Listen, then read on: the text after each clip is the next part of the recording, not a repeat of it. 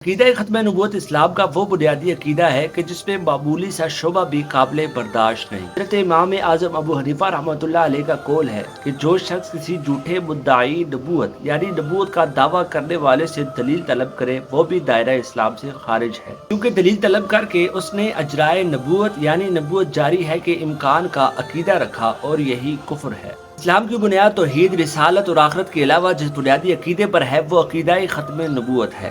حضور نبی کریم صلی اللہ علیہ وسلم پر نبوت اور رسالت کا سلسلہ ختم کر دیا گیا۔ آپ سلسلہ نبوت کی آخری کڑی ہیں۔ آپ کے بعد کسی شخص کو بھی اس منصب پر فائز نہیں کیا جائے گا۔ یہ عقیدہ اسلام کی جان ہے۔ ساری شریعت، سارے دین کا مدار اسی عقیدے پر ہے۔ قرآن کریم کی 100 سے زائد آیات مبارکہ اور نبی کریم صلی اللہ علیہ وسلم کی سینکڑوں احادیث اس پر گواہ ہیں۔ اہل بیت، صحابہ کرام، تابعین، تبع تابعین، ائمہ مجتہدین اور 1400 صدیوں کے مفسرین، متکلمین، محدثین، علماء اور صوفیاء کا اس پر اجماع ہے۔ چنانچہ قرآن کریم میں ارشاد ہے: ما کان محمد ابا احد من رجالکم ولکن رسول اللہ۔ حضرت محمد صلی اللہ علیہ وسلم تمہارے مردوں میں سے کسی کے باپ نہیں، لیکن اللہ کے رسول اور نبیوں کو ختم کرنے والے آخری نبی ہیں۔ حضور نبی کریم صلی اللہ علیہ وسلم نے فرمایا کہ قریب ہے کہ میرے بعد 30 جھوٹے پیدا ہوں گے، ہر ایک یہ دعویٰ کرے گا کہ میں نبی ہوں، حالانکہ میں خاتم النبیین ہوں اور میرے بعد کوئی نبی نہیں ہوگا۔ دوسری حدیث مبارکہ بھی ہے کہ کیا اس وقت تک قائم نہ ہوگی جب تک کہ 30 کے لگ بھگ دجال اور کذاب پیدا ہوں گے، ان میں سے ہر ایک یہ دعویٰ کرے گا کہ وہ اللہ کا رسول ہے۔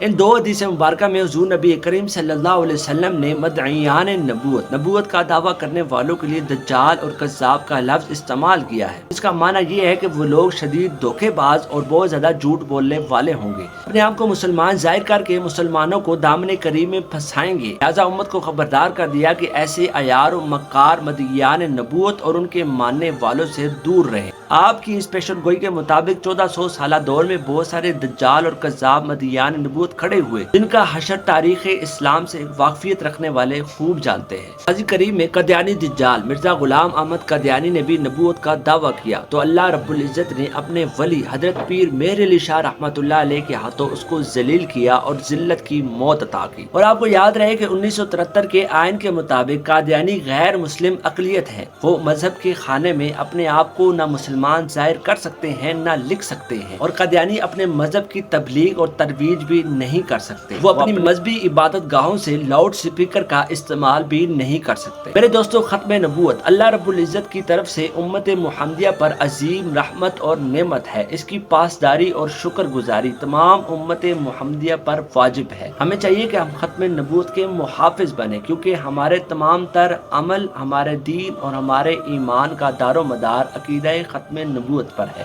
اور ہم عقیدہ ختم نبوت پر کسی قسم کا بھی کمپرومائز نہیں کریں گے۔ اللہ رب العزت سے دعا ہے کہ خالق کائنات ہمیں عقیدہ ختم نبوت کا محافظ بنائے۔ آمین۔ جزاک اللہ۔